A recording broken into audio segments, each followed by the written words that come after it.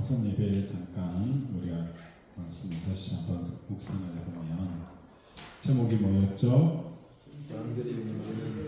인생의 문제는 문제의식이다 라는 말씀을 드렸어요. 자, 그 본문 배경이 누구의 이야기였습니까? 여로보암에 대한 이야기예요. 여로보암 왕은 어떤 왕이냐? 북이스라엘 초대 왕이에요. 원래 이스라엘은 다윗과 솔로몬 그 시절에는 북왕국, 북이스라엘, 남유다 이렇게 구분이 없었어요. 솔로몬을 통하여서 하나님께서 말한 겁니까? 그의 우상 숭배를 통해 그의 아들 때의 나라가 이스라엘 나라가 두 조각으로 나뉘게 되었어요. 두 쪽에 나눠서 북쪽을 북이스라엘, 남쪽은 유다, 남유다 그렇게 나눠졌어요. 그래서 북쪽 이스라엘 왕이 그죠? 여로보암 왕이었는데 나라가 하나가 되어졌다가 갑작스럽게 두 조각으로 나눠지다 보니까 무슨 문제가 생겼느냐? 1년에 하나님께서 이스라엘 백성들에게 매 절기마다 어디를 가라 하셨어요?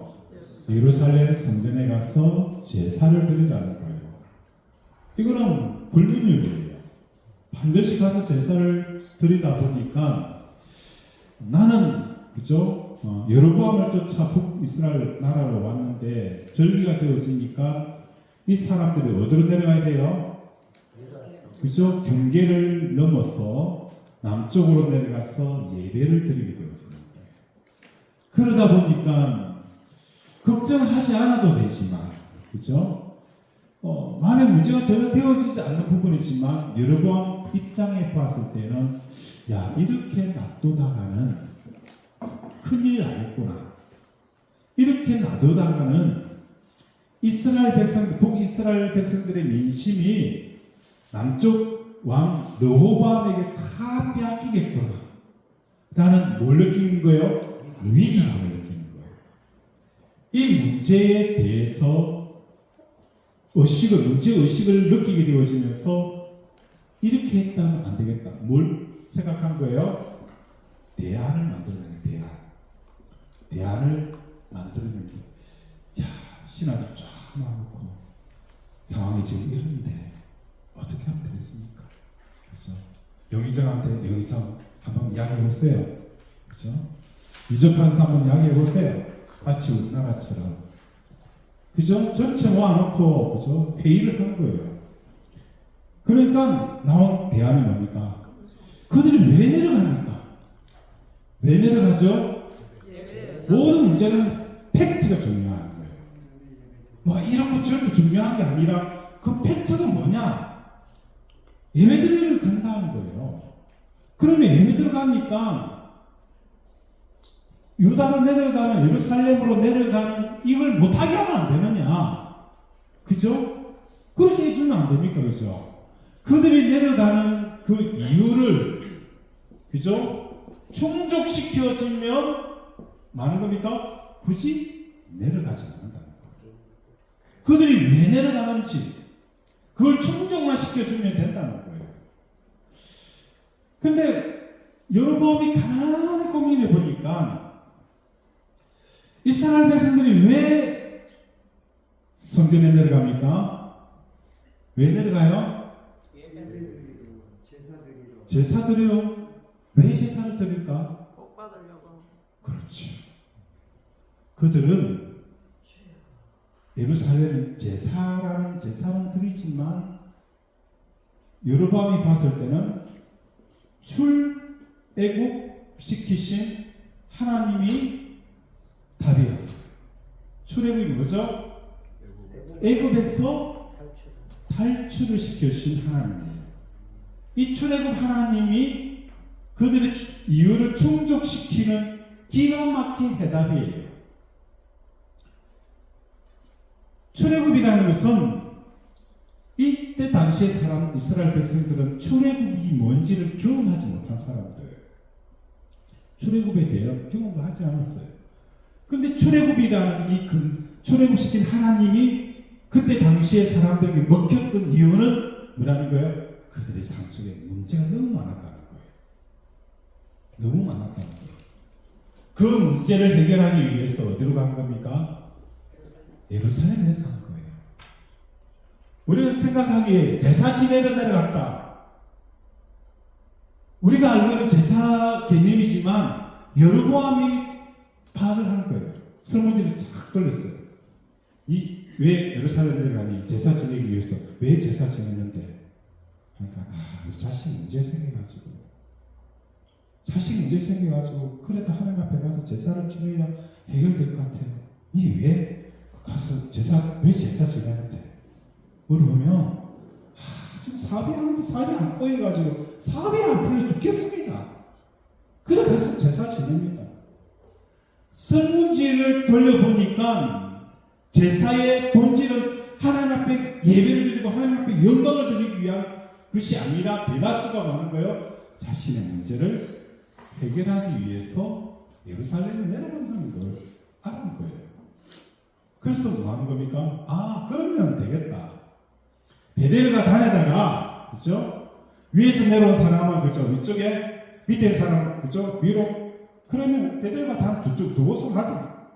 두 곳을 정한 거예요. 그리고 이름을 뭐 하는 겁니까? 출애굽한 하나님. 출애굽시킨 하나님. 너희의 문제에서 구원하시는 것. 너희 문제가 어떤 문제라도 바로같이 강경한, 그죠? 바로같이 힘있는 그 문제라도 우리 하나님은 바로를 말한 거예요. 꺾으시고 너희를 구원해 주셨던 것처럼 너희 문제가 어떤 문제든지 이 하나님이 너희 문제를 해결한다. 저 좀 교수처럼 보입니까? 여러분처럼 보입니까? 정확히 보입니다. 보입니까? 다행입니다. 이 베델과 단에 내가, 그죠? 출애굽한 하나님을 둘 테니까 너희 문제가 어떤 문제든지 다 해결해 주신 하나님이다. 이곳에서 예배드리라. 그러니까 뭐 하는 겁니까? 사람들이 예루살렘으로 내려가지 않고 어디 가는 거예요? 베델과 단에서 사람들이 모이는 거예요. 예배를 드리는 거예요.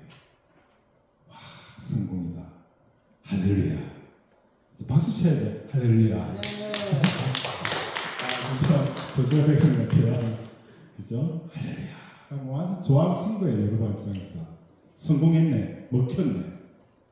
그런데 하나님의 사람 선지자가 나타나는 거예요. 나타나서 뭐 하는 겁니까? 예배를 드리고 있는 여로보암에게 하나님 말씀을 대언하는 거예요. 이 제단에, 그죠? 제사를 드리는 제사장들이, 그죠? 불태워질 것이고, 그리고 그 제단에 뭐 하는 거예요? 지친 뼈들이, 그죠? 훅 쏟아지는 그 예언을 하는 거예요. 400년 이후에 요시야 왕을 통해서 이 제단이, 그죠? 무너질 것을 말씀하고 있다. 예언을 하는 거예요. 그래서 손을 잡으니까 뭐 하는 겁니까? 손이 말라버리는 거예요. 그게 오늘 본문 내용이에요. 자, 여기서 우리가 말씀드렸던 것처럼 이 문제를 보고 문제의식이 생겨서 이 문제를 해결하기 위해서 대안을 내어놓고 이 대안을 쫓아가는 삶을 살아가는 삶이 누구의 삶입니까? 여로보암의 삶이었어요. 여로보암 삶이 그랬다는 거예요. 문제가 생겼어요. 예루살렘으로 내려가요. 그죠? 큰일 나겠구나. 여러분 삶 속에 문제의식을 가지고 있잖아요. 이렇게 하면 안 되는데. 사망하니까 올해도 적자야. 그죠? 이 문제, 저 문제, 큰일 나겠구나. 그래서 우리는 뭐 하는 거예요? 이 문제의식을 통해서 대안을 만들어내고 그 대안에 따라서 우리는 뭔가 행동을 하고 선택을 하는 거예요. 이 모습을 하나님께서 뭐 하는 겁니까? 하나님의 사람 선지자를 통해서 이 행위 자체, 이 프로세스 자체가 뭐 하는 겁니까? 하나의 시체놀이라는 거예요. 시체놀이라는 것을 하나님의 선지자를 통해서 보여준 겁니다. 시체놀이라. 야, 이렇게 사는 인생은 마치 시체놀이라. 그렇죠? 이 시체라는 부분을 강력하게 보여주는 거예요. 근데 시체는 시체이면 괜찮은데 더 큰 문제는 뭡니까? 이 시체는 움직인다는 게 문제예요. 그죠? 움직이는 게 문제예요. 시체가 뭡니까? 움직이는 해요? 와, 경기 나서 그죠?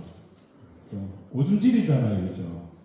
죽었는데, 영아실에 죽었는데, 그죠? 쑥 일어나 보세요. 그죠? 이런 이야기도 있더라고요. 아내가 죽었는데, 엘리베이터를, 그죠? 탁 이렇게 관에 가서 가는데, 엘리베이터 끌고, 들고 간 사람이 잘못해서 그렇게 쿵 부딪혔어요. 그러니까 아내가 살아난 거예요. 아내가 살아났어요. 아내가 살아난 게 뭐는 거예요? 그래서 좀 이따, 한 며칠 있다가 다시 죽었어요. 그래서 아내 자 관에가 가는데 남편이 뭔가 조심. 그렇지 말고 조심. 조심 해서 그래서 잘 보내드렸다는 거예요. 그래서 뭐 이야기하다가 아버지 움직인다. 시체놀이. 그죠? 시체놀이에요. 그걸 선지자 통해서 재단 위에 뼈가 늘어집니다. 시체가 죽었는데 움직여요. 그만큼 경계할 일이 어디 있겠습니까? 놀라운 거예요. 이 시체가 움직인 게 오늘날 영화가 뭐죠? 좀비 영화잖아요. 좀비. 와, 전 좀비 영화 제일 꿈에 나가면 무섭더라고요. 죽어도 또 오대요. 끊임없이 오는 거예요, 좀비 영화. 마치 이 시체라는 뜻은 성경에서 뭘 말하는 겁니까? 시체라는 것은 죽었다는 개념이 아니에요. 죽었다는 개념을 넘어서서 하나님의 뜻이 그죠? 그 사람을 통해서 끊어져 버린 상태가 많은 거예요. 죽은 거예요. 그래서 창세기 2장에 보면 선악과를 따먹는 자는 정녕 죽으리라. 아담 살아있는데 왜 죽었다 하지? 하나님 공갈친 거야? 아니잖아요. 하나님의 뜻이 더 이상 아담을 통해서 흘러가지 못하는 거예요. 하나님의 뜻이 끊어져 버린 거예요. 그 떨어진 상태를 하나님 입장에 봤을 때는 살아도 산 게 아니라는 거예요. 그런데 문제는 뭡니까? 죽은 것이 움직인다는 거예요. 그냥 움직입니까? 온갖 난장판을 다 치는 거예요. 그렇죠? 이 문제의식에 빠져가지고 대안을 쫓아 행하는 이 삶 자체가 뭐는 겁니까? 하나 보시기에 좀비라는 거예요. 좀비라는 거예요. 좀비처럼 쓴 거예요. 그래서 우리 성도의 삶도 마찬가지예요. 목회자가 하나님의 뜻이 흘러가지 않으면 죽은 채 좀비처럼 움직이니까 여러분 경계하잖아요. 그죠? 안 그래요? 경계할 겁니다. 그죠? 내 다리 내놔라. 그죠? 성도들도 마찬가지예요. 하나님의 뜻이 끊어져 버리고 하나님 마음이 사라져 버린 성도가 죽었으면 그래도 괜찮잖아요. 근데 그 죽었을 때 벌떡이 막 뛰댕기는 거예요. 여기 뛰댕기고 저 댕기고 막 그래 보세요. 와, 무섭습니다. 그죠? 그걸 보면서 이야기를 하는 겁니다.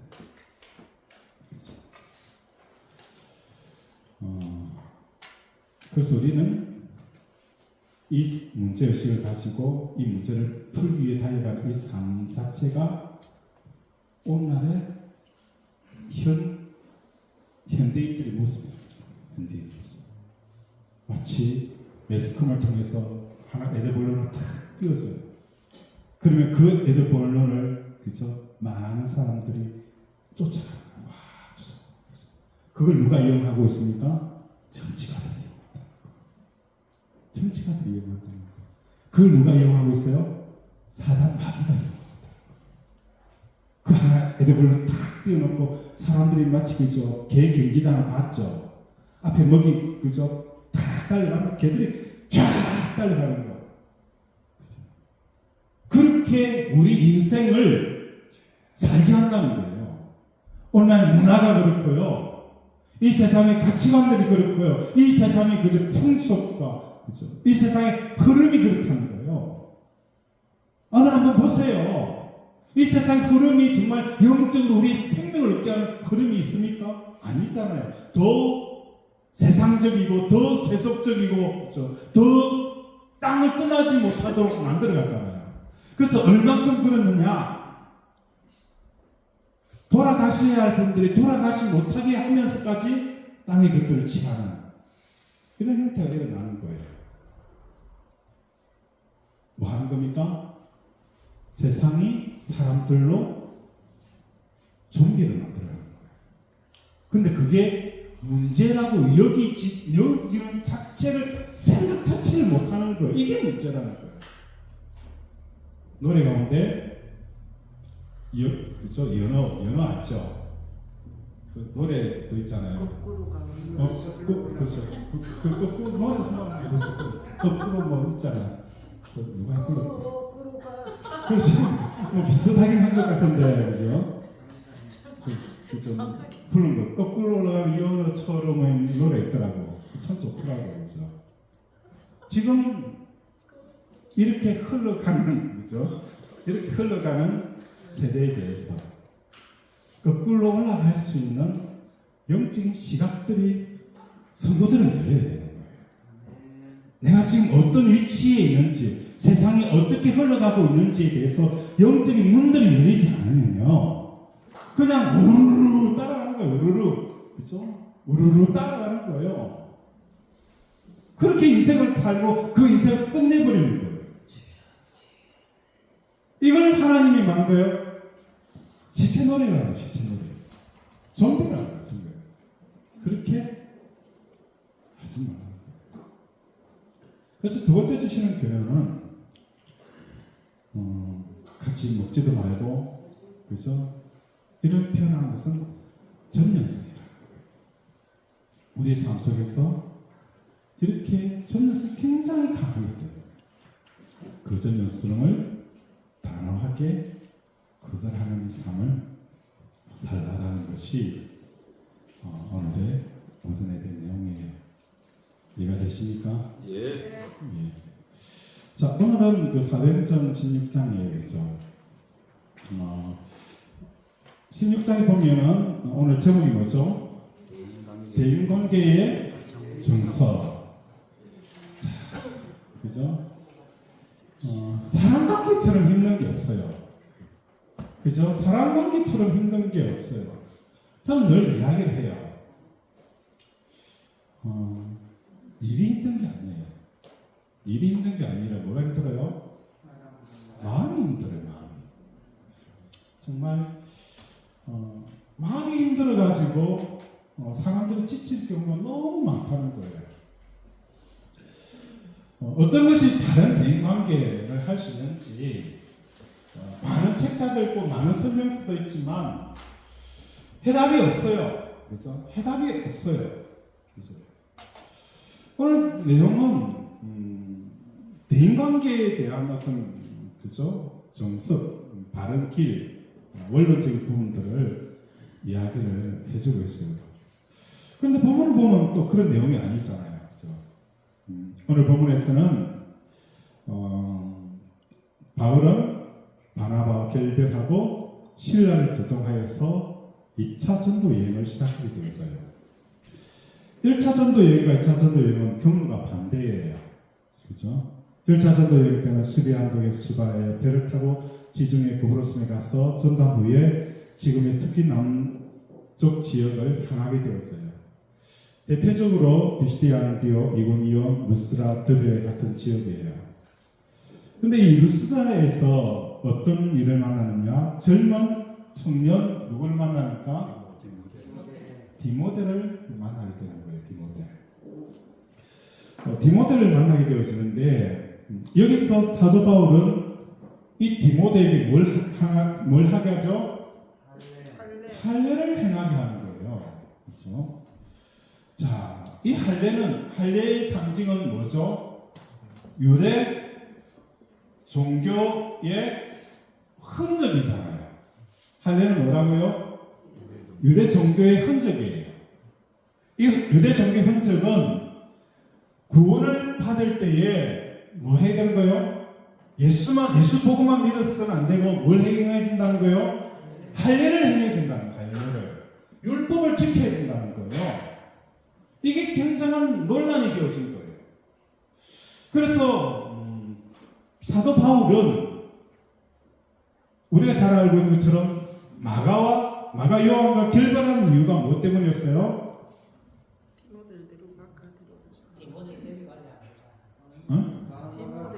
마가하고 결별하게 되어진 이유가 뭐예요? 마가를 보낸 이유가 뭐였습니까? 왜 마가는 못 데려간다? 왜 마가는 못 데려간다 했습니까? 마가가 힘들어서. 힘든 것도 있어요. 사실 힘들죠. 근데 근원적인 문제는 다른 데 있었어요. 이 마가는 뭡니까? 전통 유대교를 따르는 사람이었어요. 사도 바울과 전도를 하다 보니까 분명히 그죠? 구약도 지켜야 되고 그죠? 또 복음도 증거해야 되는데 사도 바울은 많은 거예요. 이거 구약에 대한 그죠? 언약에 대한 부분들은 계속 그죠? 패싱해버리고 복음에 대한 이야기를 하는 거예요. 마가 입장에 봤을 때는 많은 겁니까? 이거 뭐지? 많은 걸림이 계속 생기는 거예요. 그래서 마가 입장에 봤을 때는 유대 종교에 대해서 너무 패싱하는 사도 바울의 이 사역이 마음에 안 드는 거예요. 너무 유대 종교에 대한 이 패싱하는 부분들이 마가 입장에서 마음에 안 드는 거예요. 그래서 더 이상 나온 거예요. 바울과 전도 여행을 할 수가 없는 거예요. 그래서 뭡니까? 마가는 떨어져 나오게 되었어요. 그래서 사도 바울은 다시 야고대로 가자. 하고 많은 거예요? 안 된다. 절대 안 된다. 데려가서 안 된다. 내 눈에 흙이 들어가도 절대로 얘는 안 된다. 데려가는 게 문제가 아니라 또 많은 거예요. 그 속에 이 유대 종교와 복음에 대한 그죠? 충분한 이해가 없으면 또 데려간다 할지라도 또 충돌이 난다는 거예요. 어떤 일이 힘들고 어떤 위험하고 그런 거는 다시 그죠? 한번 다시 해보자. 이건 돼요. 사상이 다르고 이념이 다른 사람을 같이 한다는 것은 안 되는 거, 섞일 수가 없는 거. 물과 기름의 관계예요. 안 된다. 마가는 사도 바울이 이야기하는 예수 십자가의 복음에 대한 충분한 이해가 사도 바울만큼 있지가 않았어요. 그러다 보니까 이 유대 종교와 사도 바울의 복음 전도와 뭐가 생기는 거예요? 갈등이 생겼어요. 그만큼 마가 안 돼. 그죠? 이 할례와 구원과의 관계성 속에서 사도 바울은 한치의 양보도 하지 않았어요. 그런 사람이 갑작스럽게 디모데는 뭐 하는 겁니까? 할례를 시켜요. 할례를 시키는 거예요. 왜 이러지? 마가는 왜 그러고, 그죠? 이 디모데는 왜 이러는데? 없는지 여길 수가 있잖아요. 그런데 사도 바울은 이 디모데 할례 사건을 그죠?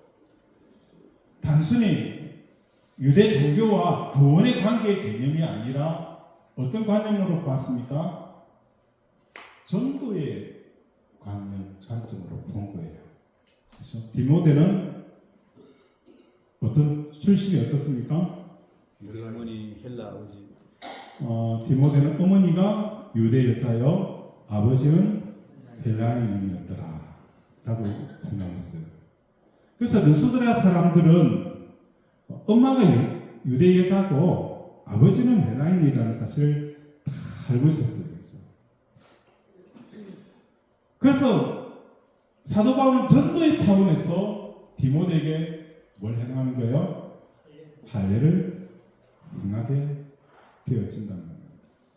이건 모든 사람에게 각자의 뭐하는 거예요? 맞춤형 인간관계를 사도 바울이 선택한 거예요. 그래서 가난한 자에게는 내가 가난한 것처럼, 그죠? 율법을 가진 자들에게는 내가 율법을 가진, 그죠? 율법이 없는 자에게는 열두개 있는 것처럼 이 모든 것은 구원의 개념이 아니라 전도의 개념으로 사도 바울이 우리에게 말씀하는 것을 보게 되었어요. 그래서 우리의 삶은 인간관계에서 중요한 비중이 바로 사람의 관계인데 그 방법을 우리가 어떻게 해야 하는가? 그것은 모든 기독교의 해답은 뭐라고요? 뭐죠? 자, 예수님 죽음 부활. 그죠? 예수님의 십자가의 죽음과 부활과 성천. 이게 사도행전에서 제자들이 증하였던 뭐죠? 복음입니다. 그렇죠? 복음이 뭐라고요? 예수님의 십자가의 죽음과 부활과 성천하셨다. 그래서 우리가 예수님을 따른다는 것은 뭘 말한다고 했습니까? 예수님의 십자가의 죽음에서 나도 예수님과 함께 십자가에 죽는 삶을 살아가는 것이 예수를 믿는 것이다 라고 말씀을 드리는 거예요. 그래서 오늘 우리의 삶도 마찬가지예요. 끊임없이 우리는 우리의 문제가 주어졌을 때에 그 문제를 푸는 사람이 아니라 어떤 사람이라고요? 문제지를 찢어버리는 거예요. 찢어버린다는 표현은 뭐라는 것이죠? 그 문제로 느껴지는 순간 내가 뭐 하는 겁니까? 하나님과 멀리 떨어져 왔구나 라는 것을 느끼게 되는 거예요. 그게 하나님의 신호라는 거예요. 사람이 미워지잖아요. 미워지는 건 단순히 그 사람이 미운 게 아니라 내 마음속에 뭐가 한 거예요? 하나님의 사랑에서 멀어져 있다는 것을 하나님의 신호를 주는 거예요. 이해가 되죠? 내가 사람이 믿고 꼴 보기 싫다. 그 사람이 그저 세수를 안 했기 때문에도 아니고 몸에서 냄새가 나기 때문에도 아니고 내 마음속에 하나님과 멀어져 나온 거예요. 그래서 말한 거예요. 하나님을 찾으라는 거예요. 해답을 찾는 게 아니라 누굴 찾아라고요? 하나님을 찾아라. 언제까지? 미운 사람이 이뻐 보일 때까지. 미운 사람이 이뻐 보일 때까지. 그래서 미운 사람이 이쁠 때까지. 그때까지 하나님을 찾아라는 거예요.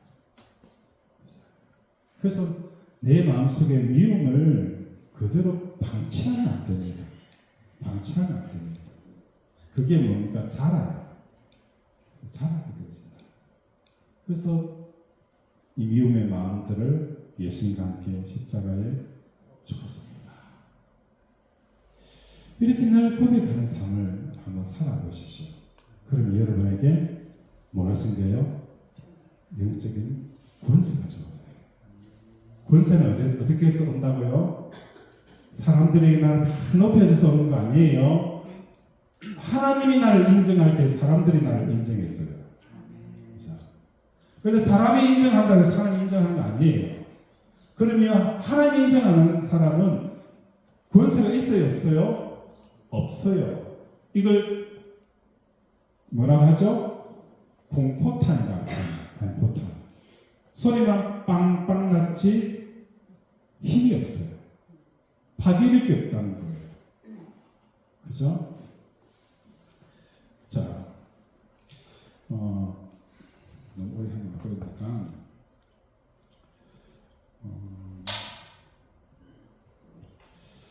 그래서 사람의 관계에서 가장 중심적인 것은 늘 내가 예수님과 함께 십자가의 죽음이 내 죽음으로 받아들이는 상황 속에서 삶을 살게 되어지면 뭐가 일어나요? 부활이 일어나요. 이 부활이라는 것은 뭘 말하는 것이죠? 단순히 내가 죽어서 다시 산다는 개념이 아니라 이 부활이 살아있을 때의 부활이라는 건 뭘 말하는 거죠? 삼의 부활. 뭐가 삼의 부활이죠? 뭐가 삼의 부활이죠? 우리가 한번 눈을 한번 떠보세요. 옆에 누가 있습니까? 사람들 보이죠? 눈을 감아보세요. 뭐가 보입니까? 사람들이 안 보이죠. 마찬가지예요. 우리가 세상의 눈에 환하게 떼어져 있는 사람은 영적인 것에 대해서 어둠이에요. 그러니까 세상에 너무 밝은 사람들은요, 영적으로 뭐하는 겁니까? 소금이에요. 이게 바리새인들이었어요. 세상을 너무 잘 알아요. 세상을 너무 잘 알면 알수록 그 사람에게는 뭐하는 거예요? 영적으로 매니는 거예요. 다시 말해서 우리의 문제에 대해서 십자가에 죽는 순간 부활이라는 것은 하나님이 내 삶 속에서 뭘 하시기를 원하고 어떻게 일하시고 뭘 하시기를 원하는지를 느껴지고 들려오고 보이는 일이 일어나는 거예요. 아멘. 아멘 소리 적은 거 보니까 아무도 죽은 적이 없는 것 같아요. 한번 죽어보세요. 남편에 대해서 그죠? 십자가에 한번 죽어보면 부활이 일어나요. 어떤 부활? 하나님께서 내 남편을 향한 하나님의 생각이 주어지는 거예요. 그죠? 이걸 한 번도 해본 적이 없으니까 그냥 미운 거예요. 미운 거. 이상 덩어리가 되는 거예요. 원수에 대해서도 마찬가지예요. 그 원수에 대해서 내가 원수와 함께 십자가에 죽어보면 그 원수를 향한 하나님의 생각과 하나님의 마음과 하나님의 계획이 보이는 거예요. 이게 뭐예요? 부활이라고요. 하나님에 대한 뚜렷한 것들이 나타났어요. 세상에 대해서 우리가 많은 거예요. 우리가 십자가에서 죽게 되어지면 이 세상을 향한 하나님의 뜻이 많은 거예요. 뚜렷하게 보이기 시작하는 거예요. 그래서 기도 가운데서도 하나님의 뜻이 하나에 이루어진 것처럼 땅에서 이루어지기 위해서는 그죠? 세상에 대한 우리의 눈이 십자가에 죽게 되어지면 보이기 시작하는 거예요. 근데 한 번도 죽은 적이 없으니까 그게 무슨 말인지 모르잖아요. 한 번도 죽어본 적이 없으니까 한번 죽어 보이소. 그러면 이 세상을 향한 하나님의 뜻이 환하게 보여요. 신학교 공부를 할 때에 신학생들한테 이런 이야기 했어요. 우리 성도들한테 늘 이야기하지만 십자가에 죽는 만큼 하나님과 하나님의 나라가 보인다. 이해가 됩니까? 따라할까요? 십자가에 죽는 만큼 하나님과 하나님의 나라가 보인다. 여러분의 인생 가운데 여러분 자녀에 대해서 여러분 자녀에 대한 마음이 죽으면 죽을수록 하나님께서 자녀에 대한 하나님의 계획들이 보이기 시작하는 거예요. 아멘. 여러분의 사업도 마찬가지예요. 여러분의 마음을 떼면 뗄수록 그 사업에 향하신 하나님의 그 계획이 보이기 시작하는 거예요. 그렇죠? 죽게 되어지면 부활이 되는 거예요. 성찬 하나님 관계 굉장히 갖고 하나님의 인도함을 받게 되죠. 그렇죠? 인도함을 받게 되어지는 사회예요. 그럴 때에 상대편을 향해서 하나님의 마음을 드러내는 것이 진짜 대인관계의 최고의 전술이라고 합니다. 그죠? 하나님께서 그 영혼을 향한 계획을 드러내는데 이게 최고이잖아요. 뭐 사람들이 막 잘해준다고 해서 잘해주면 좋은 게 아닙니다. 파격한다고 나쁜 게 아니에요. 예를 들어서 우리 예수님 그죠? 사도계인을 향해서 말한 거예요. 이 독사의 자식들아 그 욕이죠? 욕 맞죠? 그죠? 예수님은 욕마저도 아름답습니다. 한번 따라할 거예요. 예수님은 욕마저도 아름답습니다. 자, 아름답다. 아름답습니다. 자, 예수님의 그죠? 욕마저도 아름답습니다. 그죠? 왜? 예수님이 한 번도 자의로 판단하지 않는다. 너희를 향해서 내가 판단할 말이 많았지만 우리 아버지 판단이 옳기 때문에 내 판단 내려놓고 그죠? 아버지 판단 따라서 하겠다는 거예요. 아버지가 하라는 것을 하고 하지 말라는 안 하겠다는 거예요. 그러니까 예수님을 통해서 많은 거예요. 아버지의 생각이 다 나타나는 거예요. 사도계인을 향해 바리새인을 향해서 야 이 독사의 자식들아 할 사람이 누가 있어요? 아무도 없었잖아요. 그러나 아버지의 마음을 가지고 있습니다. 그들이 나를 어떻게 할 것인지 그게 부메랑이 또 되어서 돌아올 것도 알고 있었지만 예수님은 많은 거예요? 앞에 하십니다. 이게 예수님이 보이신 대인관계의 정석이라는 거예요. 이해가 되시죠? 한 번도 죽어본 적이 없으니까 내 감정에는 막 얽혀내고 그죠? 내 생각은 그게 아닙니다. 그건 우리 옛날에 우리가 처음 예수 믿을 때 그죠? 그때 지금 다 뗐잖아요. 그죠? 다 뗐잖아요. 여기 뭐 그죠? 1년 이상 다 예수 믿었죠? 10년 믿었죠? 한 3, 40년 다 믿었잖아요. 이제 뗄 때 됐잖아요. 10년이면 뭐가 되죠? 도사가 됩니다. 도사. 그죠? 저쪽에 그죠? 뭐 어느 10년 도 닦았습니다. 그럼 그 사람 뭐라 하죠? 도인이래요. 우리 복음도 많은 거예요. 길도 복음도 길이에요. 우리 10년 동안 예수 믿어서 도를 닦은 사람이에요. 그건 명함도 못 믿으면 어떻게 해요? 여러분들은 그죠? 20년 도를 닦고 30년 도를 닦고 40년 도를 닦은 사람들이에요. 도사들이에요. 도사들. 그래서 예수님의 그 삶을 통해서 미워하는 사람에 대해서 십자가에서 내가 죽는 거예요. 죽으면 그 사람을 향한 하나님의 생각들을 그죠? 나에게 보여주셔요. 그걸 우리 예수님이 행하신 거예요. 베드로도 마찬가지예요. 사내들의 공회가 예수 전한다고 그죠? 채찍에 때리고 죽이려 위협했을 때도 그들 향하여서 베드로는 이 겁쟁이가 뭐 하는 겁니까? 내가 사람의 말을 들으려 하나님의 말을 들어요. 어느 게 옳으냐? 와, 이렇게 변하는 거예요. 그 상황에 정말 바른 대인관계를 만들어내는 거예요. 얼마나 놀랍습니까? 그죠? 자, 너무 오래 하면 힘드니까 여기까지. 자, 이 시간 함께 기도합니다. 하나님, 내 마음속에 대인관계가 너무 힘들어요.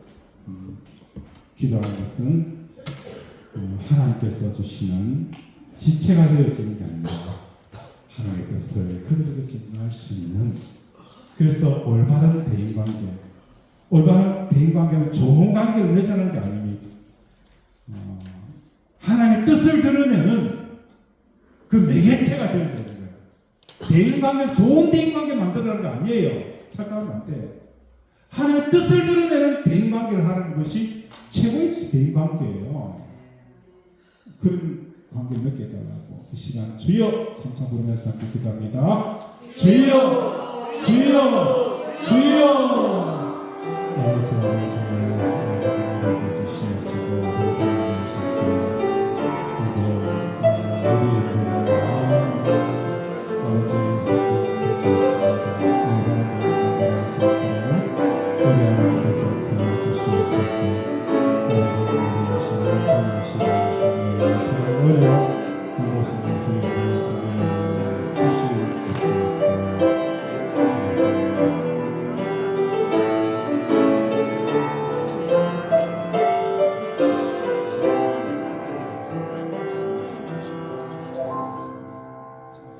하나님 아버지, 오늘 사도행전을 통해서 우리에게 말씀하는 것처럼 어떻게 사람과의 관계를 맺어갈 것인가, 그 부분들을 오늘 말씀해 주고 있습니다.